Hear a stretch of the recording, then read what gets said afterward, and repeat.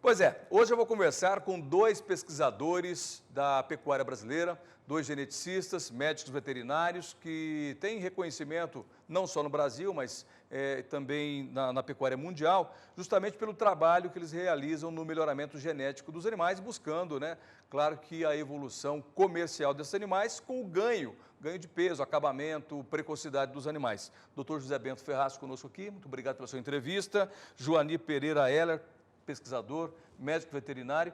Bom, ambos trabalham já juntos há 30 anos, é isso? Que vocês estão juntos há 30 anos, trabalhando no desenvolvimento de pesquisas para o melhoramento genético de animais. Doutor José Bento, bom dia. Bom dia a todos, bom dia ouvinte e espectador da CBN Mato Grosso do Sul. É uma honra muito grande estar aqui presente, discutindo com vocês, conversando com vocês. A pecuária brasileira precisa aumentar a produtividade. O pecuarista, o proprietário rural precisa tirar da terra resultados em cima daquele investimento que ele tem. E a pecuária tem perdido espaço para lavoura, para árvores, eucalipto, etc. e tal. E para melhorar a produtividade, existe a necessidade de intensificar a produção dos animais. Isso se faz às custas de tecnologias de manejo, de alimentação, de nutrição, de saúde e de genética. De nada adianta você melhorar sua fazenda do ponto de vista de pastagem, de saúde dos animais, manejo, etc., se você não tem genética adequada. E também não adianta ter genética boa num ambiente ruim. Então, a solução para a pecuária, para aumentar a produtividade, é trabalhar no conjunto de fatores que afetam essa produtividade. Nós precisamos acabar com vaca parindo aos 4 anos de idade, novilha sendo acasalada com 3,5, 4 anos, isso não existe mais, né? Precisamos acabar com o boi de sanfona, o boi que perde peso na entre-safra não pode existir mais. E a genética joga um papel assim, muito importante nisso. O senhor Joanir e eu trabalhamos há 31 anos juntos na busca de animais adequados para os sistemas de produção. É isso que a gente faz, tentando trazer para o meio produtivo sugestões e soluções para cada tipo de ambiente. Legal, a gente vai falar durante o programa de hoje sobre essas soluções, sobre essa busca incessante que a pecuária brasileira e mundial tem para justamente trazer animais cada vez mais precoces, mas a gente tem que pensar no mercado, né? E também no consumidor. E lembrando que aqui a gente não fala somente para o produtor rural, professor Joanir, mas também fala para o consumidor. E a gente tem que cada vez mais, o setor rural, comunicar-se melhor com o consumidor, porque ele é a ponta final do trabalho dos senhores. Professor Joanir, bom dia também. Bom dia a todos. É um prazer muito grande para mim também estar participando aqui hoje. Eu sou um grande, quase que incentivador nessa área de genética, porque trabalhando há mais de 30 anos nesta área, né, a gente vivencia ao longo desses anos a evolução que houve, principalmente nesses últimos 15 anos, 10, 15 anos principalmente, a evolução que houve na genética, principalmente na interpretação da genética, ou seja, na interpretação das DEPs, né, que até há pouco tempo ainda era uma coisa assim que o criador não entendia muito e agora já está muito mais conhecido, quer dizer, ele já acredita muito mais, né? Então, eu acho que é muito importante a gente trabalhar esses assuntos. Nós trabalhamos com avaliação genética. O meu foco, principalmente, é de fazer as avaliações genéticas, de dar os números na produção dos sumários e para que a seleção possa ser bem feita, possa ser uma seleção adequada. Realmente uma seleção baseada nos números e não seleção simplesmente baseada no visual, como vinha acontecendo. Com certeza. Bom, aí entra a ciência, efetivamente. Né? Entra a ciência, ou seja, é isso, a seleção baseada na ciência e não baseada simplesmente na arte de simplesmente olhar o animal. Bom, e foi justamente essas avaliações, essas métricas, essas medições que trouxeram um grande avanço para a pecuária brasileira. Sim, não tenha dúvida. Se a gente for falar das características mais comuns que todos já conhecem, que são as características de produção, peso, ganho de peso, agora nós estamos começando a focar muito mais em outras características, como qualidade de carcaça e também na área reprodutiva. Por exemplo, nos últimos 2 anos eu tenho trabalhado muito, e a gente tem publicado muitos trabalhos na área de precocidade sexual. E não só precocidade sexual, mas outras características reprodutivas também, como produtividade da vaca, a permanência da vaca no rebanho, a stayability, que é a permanência, capacidade que a vaca tem de permanecer, de não ser descartada do rebanho muito cedo, então ela se tornar produtiva e pagar o seu custo fixo, né? Então, essas características são muito importantes e é o que a gente tem focado nos últimos anos, principalmente nas pesquisas, e não só nas pesquisas, mas também na área técnica, produzindo sumários, tanto de Nelore quanto de Montana, não é? Que a gente tem feito. Com certeza. Professor José Bento, a pecuária brasileira é muito diversificada no que se refere a raças, né? Nós temos aqui taurinos, zebuínos, né, ou ibéricos, né, animais. Agora está na moda, inclusive, algumas raças aí, né, Asturiana de los Valles, né, uma raça espanhola que está muito, acho que tem uma grande rede de supermercados que está vendendo ela, e tem uma outra também. Mas a gente tem uma pluralidade de raças no Brasil. E, às vezes, a gente percebe que há, tanto por parte de quem produz como de quem consome, né, há alguma necessidade de saber qual é a melhor raça. Quem produz quer aumento de produtividade, quem consome quer melhor qualidade da carne. Existe efetivamente uma melhor raça nesse território brasileiro? Você tocou num assunto extremamente importante. Nós não podemos ignorar aquele que paga a conta. Quem paga a conta é o consumidor. O consumidor, no fim da história, é quem paga toda a história, toda a conta. E esse consumidor tem que ser respeitado e ele está mudando muito. O consumidor hoje não quer só preço, o consumidor quer qualidade também. Quer saber de bem-estar do animal, quer saber como é que esse animal foi produzido, se é saudável essa carne, etc. E nesse ponto, toda a pesquisa que a gente faz é direcionada para tentar trazer informações genéticas para os criadores nos diversos sistemas. Muito bem. A melhor raça, qual é a melhor raça? A melhor raça é aquela que produz melhor no seu sistema e que pagam por ela. Existem tentativas, muitas tentativas, de introdução de material genético europeu e tal, e criar uma raça nova, um cruzamento novo, que são coisas que não se sustentam em algumas regiões. Você pega essa região arenosa que tem aqui no Mato Grosso do Sul, aqui indo para o leste do estado, o nordeste do estado, que produz muito bem, mas que tem veranicos fortes, você não pode ter um bezerro ganhador de peso ali forte, porque vai ter problema. Então a gente tem que estar em sintonia com o mercado, com o ambiente que existe, com a disponibilidade de comida e de tecnologia que existe. Produção de bovinos não é mais do jeito que a gente fazia, ou faz até hoje, né? Tem muita gente que faz até hoje. Produção de bovino, para você ter rentabilidade, você tem que ter uma rentabilidade de, sei lá, 600, 700 reais por hectare ano. E pecuária dá 200, 250, 300, começa uma pecuária boa. Não pode. É melhor vender e botar dinheiro na poupança que dá mais dinheiro. Então, o pecuarista tem que se modernizar. E está acontecendo. O pecuarista que percebeu que usar a genética junto com o ambiente, saúde, etc., ele está se destacando dos outros na região dele. E isso faz com que os outros fiquem mais espertos e corram atrás. Existe uma informação importante. Cerca de 95% dos touros vendidos no Brasil são touros geneticamente desconhecidos, sem avaliação, sem nada. A gente atende no máximo 5% do mercado brasileiro. Então imagina se você fosse comprar pão e o padeiro comprasse cada dia a farinha de um lugar diferente, de um fornecedor diferente, de uma qualidade diferente. Padrão. Ele fecha no dia seguinte. O melhor empresário que eu conheço é o padeiro. Ele pode ser analfabeto, mas ele sabe o que ele faz. Ele tem que levantar cedo, produzir na quantidade certa para não perder dinheiro, na temperatura correta, no ponto de assar correto e todo dia direitinho com regularidade. É o melhor empresário que existe. E ele sabe que se ele mexer na farinha e piorar, ele quebra em uma semana. E o pecuarista não faz... O boi ainda aceita desaforo, né? A pecuária aceita desaforo. Então, isso é complicado. O grande problema, então, da pecuária nacional hoje é a falta de padronização da carne que é entregue ao consumidor? Também. A pecuária brasileira tem muitos problemas. Por exemplo, a taxa média de desmama do Brasil está abaixo de 65% em relação ao número de vacas. Quem desmama menos de 75, 80 já está quebrado faz tempo. Tá, explica melhor isso então. Ou seja, você tem 100 vacas.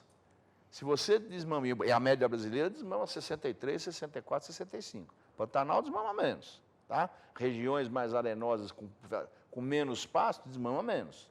Está quebrado, não paga o custo do negócio. Não é que rende tanto por hectare, não rende por hectare.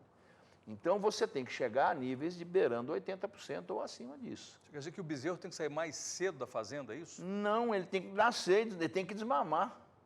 Nós temos um problema sério de perda de bezerro, perda forte, problema sério de onça que come bezerro, problema de bezerro que morre por diarreia, doenças que tem vacina e que a turma não usa. Tá? Então, o pecuarista é muito pouco técnico, mas está melhorando rapidamente. Por quê? O pecuarista tradicional está caindo fora do negócio. O que está influenciando essa mudança, na sua opinião? Água batendo. A água Chegou no bate, pescoço? você tem que sair. Não precisa bater no pescoço, não. No pescoço você já era, tem jacaré na água. Da canela né? para cima já é um Da problema. canela para cima já é um sinal vermelhíssimo. Uhum. Então, o que está acontecendo é que ou o sujeito melhora a produtividade, ou ele melhora a produtividade. Entendo. Só lembrando um pouquinho da pergunta que ele fez, ele começou a levar para o caminho de perguntar qual era a melhor raça, se eu existe a acabei melhor falando, raça. Né? é. Então, eu acho que é interessante a gente Boa, voltar nisso aí, que é o seguinte, existe uma teoria que mostra que existe muito mais variabilidade dentro da raça do que entre raças. Ou seja, raças boas existem muitas, mas Indivíduos. Mas acontece que você tem dentro de cada uma delas escolher os melhores indivíduos. Porque se você não fizer isso, raça nenhuma vai ser boa. Né? Então, isso quer dizer que nem sempre a melhor raça tem a melhor carne, é isso? Aí falando, eu sempre quero trazer o produtor e o consumidor na nossa conversa, tá? Algumas raças têm algumas características que outras não têm, né? Por isso que às vezes os compostos, os cruzamentos, às vezes são utilizados para isso também, para fazer esse mix, não é? Para dar complementaridade, não é? Uma raça tem uma precocidade muito boa, a outra tem uma qualidade de carne boa, e se você faz uma complementaridade, você vai talvez obter um bom cruzamento. Mas mesmo voltando para as raças puras, né?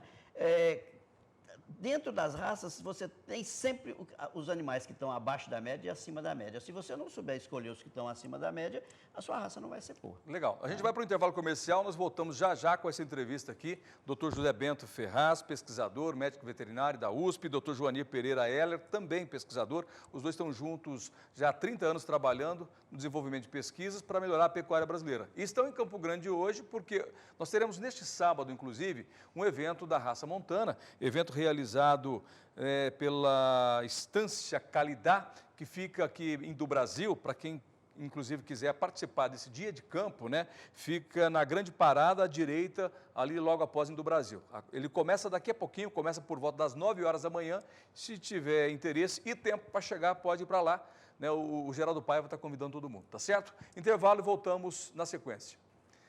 Muito bem, de volta com a nossa entrevista de hoje aqui no CBN Agro, Dr. José Bento Ferraz, Dr. Joanir Pereira, e o Dr. José Bento já me disse, olha, eu quero voltar nesse assunto de raças, né, porque é um tema que esquenta muito os ânimos, principalmente por aqueles criadores que são acalorados na sua criação, que são muito pontuais naquilo que fazem, né, criam zebu, criam taurinos, e cada um, claro, quer defender a sua bandeira. Doutor, então, voltando a essa questão, vamos voltar sobre a melhor raça. A melhor raça produz a melhor carne? Bom, vamos lá. Quem paga a conta é o consumidor, né? Existem consumidores pagando R$120 um quilo de picanha? Sim, existem. Esse preço chega no produtor? Essa é uma outra história. Então, muitas vezes o produtor entra num programa de carnes especiais, como você falou, de raças especiais, e acaba não tendo escala, a raça, o programa não tem escala, e o dono do programa fala, peraí, segura o gado aí mais 30 dias, que agora não dá para bater, porque eu estou aqui estocado de carne. Esse negócio não funciona, não é sustentável. E tem gente, por exemplo, o que o consumidor quer? Primeiro, uma carne fresca. Segundo, uma carne com a cor boa. Terceiro, mas o mais importante, uma carne macia. Quarto, estão empurrando goela abaixo para a gente o conceito do marmoreio. Eu quero uma carne que tenha bastante gordura no meio. Isso é verdade. Eu não gosto, tá? E isso custa dinheiro para fazer. Agora, marmoreio no meio da carne é sinônimo de carne macia ou não? Não necessariamente. Não necessariamente? Não necessariamente. É mito? É mito. Uma das raças com menos gordura que existe, é a raça piemontesa na Itália, que a carne é hiper macia e não tem gordura. Então, esse negócio tem muita moda nisso, muito modismo e muito do que você falou. O sujeito é criador de uma raça, ele puxa a sardinha para cima dele. Tem claro. muito marketing. Consumidor quer carne boa e carne macia. Mas tem uma faixa de consumidor que quer carne barata. Uma faixa grande. Que talvez é a grande faixa. Não, é a faixa. É a faixa. Né? Programas de cortes especiais no Brasil são nada. É uma natinha de 1% da população e olha lá. Bem um nicho específico, né? Totalmente. Não sou contra raça alguma. Se seja, você tem um programa que produz, você falou de uma raça espanhola, Asturiana de los Valles, né? Que produz carne tem a macia. Rúbia Galega também, Rúbia que é outra Galega raça também, também, Rúbia né? Galega, tem outra entrando aí agora e tal. Vai ter um monte disso, tá? O importante é o seguinte, primeiro, para o produtor, pagam para você o custo adicional que você vai ter? Esse é o primeiro negócio. Para o consumidor, você vai pagar mais porque a carne ela é realmente isso tudo? Né? Então, a coisa é muito complexa. Nós estamos trabalhando, inclusive com uma pesquisadora aqui da Universidade Federal de Mato Grosso do Sul, com qualidade de carne, para tentar também ir para esse lado. É importante. Mas o grosso da nossa carne é uma carne mais barata, sem tanta qualidade, mas tem que melhorar. Mesmo assim, para o produtor, ele tem necessidade de ter rentabilidade dentro da propriedade dele. Existe uma empresa aqui em Campo Grande chamada ProArroba que faz acompanhamento de abates. É uma empresa formada por zootecnistas e veterinários que fazem acompanhamento justamente para evitar que o produtor perca na hora do abate. E conversando com algumas pessoas dessa empresa, me disseram o seguinte, que o problema muitas vezes não está lá no abate, é na padronização dos animais. O mesmo produtor que entrega hoje um lote de animais para o abate, daqui a um mês, o padrão não é o mesmo. Consequentemente, o rendimento de carcaça também não é o mesmo. Aonde que a gente tem que mudar? É da porteira para dentro, então? É para trás? É lá na fazenda? Eu fiz a figura aqui do padeiro, que o padeiro é o melhor empresário que eu conheço. Se ele não tiver padrão no pão dele, você não volta lá semana que vem. Com certeza não volta. Tá? O frigorífico é a mesma coisa. Hoje ele recebe uma boiada fantástica de 20 arrobas, 26 meses, né, 2 dentes ou 0 dentes e tal, hoje. E ele vende para um cliente que fica extremamente satisfeito. Daqui a um mês ele recebe marruco, vaca velha, não sei o quê, e a qualidade vai lá embora. E o frigorífico faz o quê? Né? Existe nós tivemos acesso outro dia, agora menos de um mês, a 23 milhões de animais abatidos. 75% não tem qualidade para ir para o mercado. Muito alto. Tem que ir para 75. É muito alto. Ou seja, é um padeiro que pega 10 sacos de farinha, 7 sacos e meio e joga fora. Ou seja, é complicado. E alguns cruzamentos, né, Bento? Alguns cruzamentos são incapazes de produzir uniformidade também. Então, esse é um outro problema. Cruzamento, raças, outras raças. Só um minutinho a questão do cruzamento. Nós temos aí, num passado muito recente, que cruzamento era a salvação da pecuária brasileira. E aí fez-se muitos cruzamentos, a raça europeia entrou rasgando no Brasil, né, muitas raças entrando no Brasil.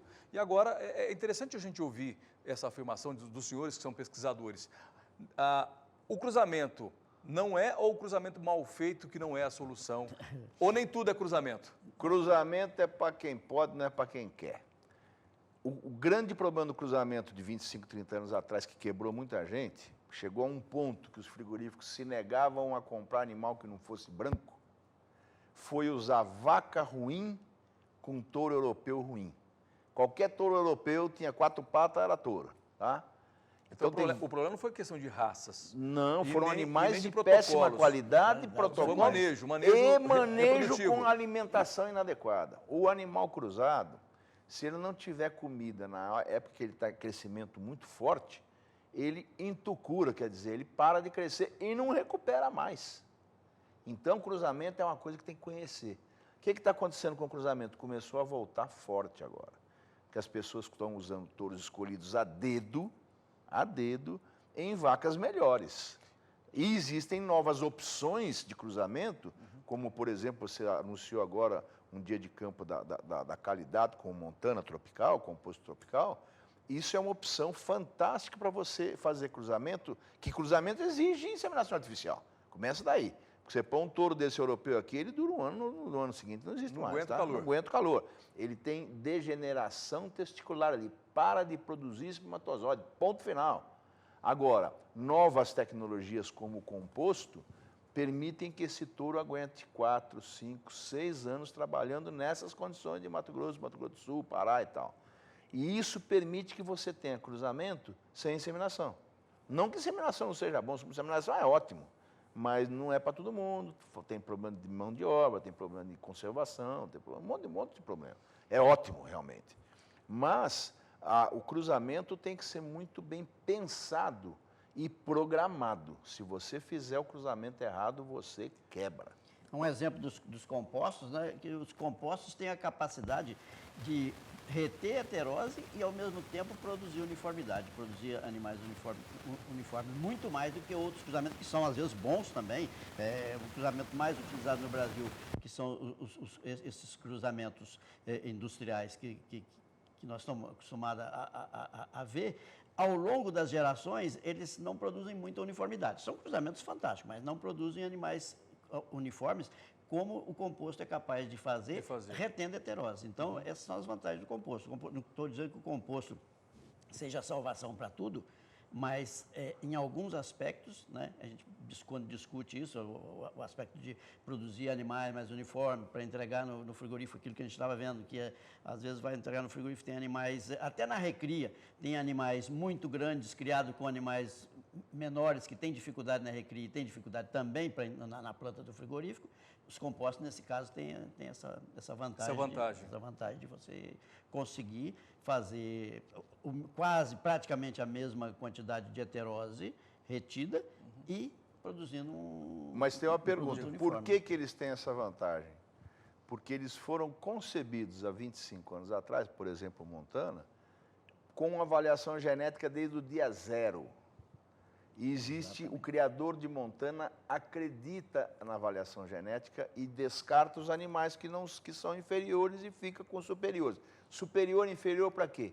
Para padronização e para produção de carne. Montana quer isso aqui, carne. Quer dizer, produzir bastante bezerro com a qualidade de carcaça adequada. A gente reconhece o crescimento do rebanho brasileiro no que se refere a padrão, melhoria da carne, qualidade da carne, as características que nós procuramos, cor, sabor, maciez, em especial maciez e sabor. Mas quando nós falamos na mídia que o Brasil é o maior exportador do mundo, de carne bovina do mundo, a impressão que nós temos é a mesma do futebol, né? Que nós temos a melhor seleção do mundo. E nós vimos nos últimos anos que o futebol brasileiro não fez jus, né, ao nome que criou mundialmente por ter ganhado Copas com Pelé, Tostão e outros aí, Zagallo, e a gente carregou isso depois em outras gerações. Tá. Quando nós falamos da carne brasileira, para nós mesmos, a impressão que nós temos é que nós somos os melhores produtores de carne. Não somos. Somos os maiores produtores em volume, mas em qualidade não. Nós não somos os maiores produtores de carne, o maior produtor de carne do mundo, em volume, são os Estados Unidos, que abatem seus animais em volta de 18 a 20 meses no máximo, nós abatemos com uma média de 30 e tantos meses. Nós não somos o maior exportador de carne do mundo, é a Índia hoje que bateu o Brasil. Esse ano parece que o Brasil recuperou. Tá, eles estão pau a pau. E tanto a Índia quanto o Brasil trabalham no mercado de carne barata, o tal do commodity. Nós atingimos muito poucos nichos de mercado. Ou seja, o valor agregado, então, nosso... Baixíssimo. Baixíssimo. A Austrália... Vendemos volume, mas não vendemos valor agregado. A Austrália tem 12% do nosso rebanho. Vende quase 30% do que nós vendemos. Então tem alguma coisa errada, né? E a carne da Austrália é carne de altíssima qualidade, que o Japão paga, a Coreia paga. O que, então, nós precisamos fazer para poder atingir esses padrões? Eu vou arriscar uma coisa polêmica. Muitos dos meus amigos que podem estar escutando a CBN vão ligar para mim. Você está ficando cada vez mais louco, você está velho mesmo. precisa ter assistência técnica. O Brasil desmontou toda uma estrutura de assistência técnica que era boa nos anos 70, 80 e não colocou nada no lugar.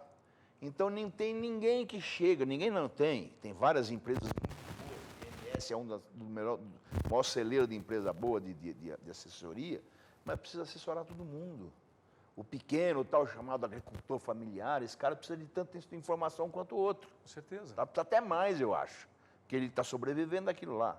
Então, falta informação, falta formação, falta acreditar, falta ter fé nos números. A indústria de carros japonesa, nos anos 70, era uma porcaria, os carros eram horrorosos e ruins. Hoje, ninguém bate, só alemão e japonês estão pau a pau em termos de qualidade de carro. Por quê? Acreditaram na tecnologia, nos números, no controle de qualidade. É isso aí. Então, nós precisamos ter regularidade, precisamos ter disponibilidade de animais do ano todo. Como é que eu vou fazer para entregar boi na seca? O boi não engorda na seca. Tá bom, temos que tomar outras providências. Talvez setorizar, que produz bezerro aqui, engorda ali, não sei. Existem várias opções. O fato é que a cadeia da carne bovina não é uma cadeia. Ela é um monte de elos desconexos e que não pensa no outro. Um quer ganhar mais do outro, larga a bomba para frente. Não é assim. Isso tem que ser uma cadeia bem pensada. Falta profissionalismo no negócio. No Brasil. Isso deve acontecer quando? Na opinião de vocês? Espero que seus netos conheçam isso. Inclusive nos nossos egressos das faculdades de veterinária, zootecnia e até agronomia também, né? Porque tem muitas escolas aí que tem uma carga horária, por exemplo, na área de genética, na área de melhoramento, por exemplo, tão pequena que os profissionais saem de lá sem um conhecimento realmente que poderia estar levando como extensão para o campo, né, em todas as atividades que vão fazer, mesmo que fosse um veterinário, por exemplo, de biotecnologia, que fosse fazer IATF, transferência de embrião, ele podia dar muito mais informação de melhoramento se ele levasse esse conhecimento. E as escolas nem todas estão formando bem os profissionais. Bom, né? Estamos finalizando o programa e só para a gente deixar aqui, para quem nos acompanha, uma informação valiosa, né? O que o produtor rural precisa fazer ou qual é a receita mais simples para que ele consiga atingir um padrão desejável de carne? Rapidamente, por favor. Eu diria o seguinte, compareça a todas as reuniões técnicas que tiverem dias de campo e tal para se informar, para aprender com a experiência dos outros, para escutar o que os outros estão fazendo de bom e ver o que os outros fizeram de errado. O que for bom, copia. O que for bom, copia. O que for errado, despreza. Acho que a melhor maneira de resolver isso chama-se informação. Doutor Joaninho. E ter fé, né? Acreditar nos profissionais. Foco, fé. Ter fé, porque muitas vezes o profissional faz uma palestra, faz uma apresentação, mostra resultados e o produtor vai embora e... Faz diferente. Ou não faz ou faz diferente, né? Faz do jeito dele, que sempre fez. Né? Quebrar esse tradicionalismo, então. Deixa eu quebrar seu tempo com uma coisinha rapidinha. Eu dei uma palestra no ano passado no meião do MT lá, cheio de aldeia, de índio em volta. Depois da palestra, nós fomos ver o gado. Chegou uma senhora muito simples, uma...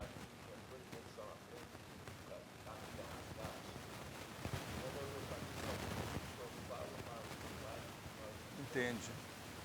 Isso falta muito. Comunicação da ciência com o produtor. Bacana. Legal. Obrigado, doutor José Bento Ferraz, pela sua entrevista ao CBN Agro.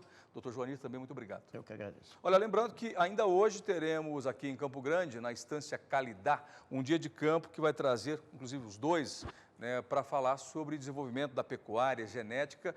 O foco é a raça montana. Para quem tem interesse, a Estância Calidá fica na grande parada à direita ali, após Indu Brasil, tá certo? Semana que vem eu volto, nós vamos para o intervalo comercial, mas já encerrando o programa. Daqui a pouquinho vem o Paulo Cruz com o CBN Motors. Abraço, até a semana que vem.